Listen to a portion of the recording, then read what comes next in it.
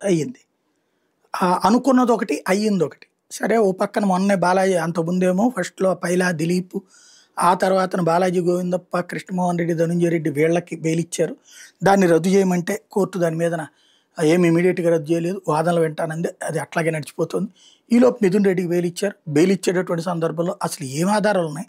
164(1), 164 statement తప్పించి అంటూ ఇంతకు మించి ఎక్కువ కామెంట్లు చేయడం వద్దులే, దర్యాప్తుని ప్రభావితం చేస్తుంది కాబట్టి, విచారణ ప్రభావితం చేస్తుంది కాబట్టి అని చెప్పారు.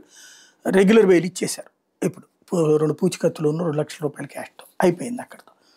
ఇది ఎదురు దెబ్బ. మొన్ననే ఆళ్ళిళ్ళలో తనిఖీలు, వీళ్ళిళ్లలో తనిఖీలు అని చెప్పి చేసి అక్కడేదో దొరికిపోయినట్టు చివరికి భారతి గారిని లాగి అందులో దాదాపు చాలా హడావిడి చేశారు. అవన్నీ ఎక్కడ ఏ సాక్ష్యమో దొరకట్లేదు.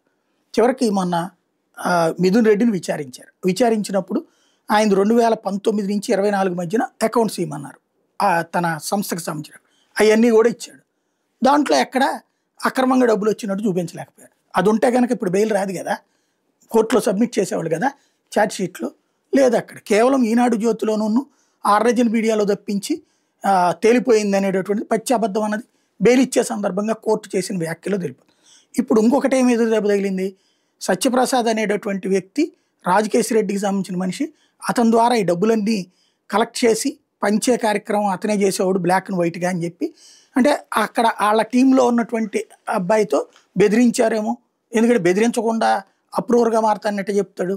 అప్రూవర్గా 164 స్టేట్మెంట్ అంటే మ్యాజిస్ట్రేట్ ఎదుర్కొన్న స్టేట్మెంట్ ఇచ్చి, ఆ స్టేట్మెంట్ ఆధారంగా అతనికి ఏది దస్తగిరిది ఎట్టయితే అయ్యిందో, దస్తగిరి కేసులో ఏమైంది, దస్తగిరి నేనే నరికాను, కాకపోతే చంపించింది ఎవరో నాకు తెలియదు అని మొదట్లో చెప్పి, ఆ తర్వాత మేబీ జగన్ అయ్యి ఉండొచ్చేమో అని చెప్పి ఇచ్చినటువంటి విధంగా ఏది అప్రూవర్గా మారి అతన్ని జైల్లో పెట్టకుండా ఉండేటట్టయితే అట్లా చెప్తానన్నాడు, చెప్పాడు. బట్ అలాగని జగన్ అరెస్ట్ చేయలేదు కదా, అందుకనేసి అయిపోయింది. అట్లాగా ఇతన్ని కూడా కాపాడతామని చెప్పి ఇతని ద్వారా వాళ్ళందరూ తినేశారు, వాళ్ళందరికీ డబ్బులు నేనే ఇచ్చానని చెప్పి ఇచ్చేటటువంటి ప్రక్రియ పెట్టి ఇవన్నీ చెప్తానంటున్నాడు కాబట్టి ఇతనికి ముందస్తు బెయిల్ ఇవ్వమని చెప్పి ప్రాసిక్యూషన్ వాదించింది. కోర్టు తోసిపుచ్చింది. అంటే అతను ఎప్పుడైతే ముందస్తు బెయిల్ అప్లికేషన్ పెట్టుకుని అప్రూవర్గా మారుతానంటున్నాడు, అతనే తప్పు చేశానని ఒప్పుకుంటున్నాడు. ఒప్పుకుని ఇది చేస్తూ బెయిల్ అడుగుతున్నాడు. ఆ బెయిల్కి మీరు ఒప్పుకుంటున్నారు అంటే అర్థం ఏంటి, దీని వెనకాల ఏదో జరుగుతోంది అనేసి దాన్ని వెనక్కి ఇచ్చేసింది. ముందస్తు బెయిల్ని ఒప్పుకోలేదు.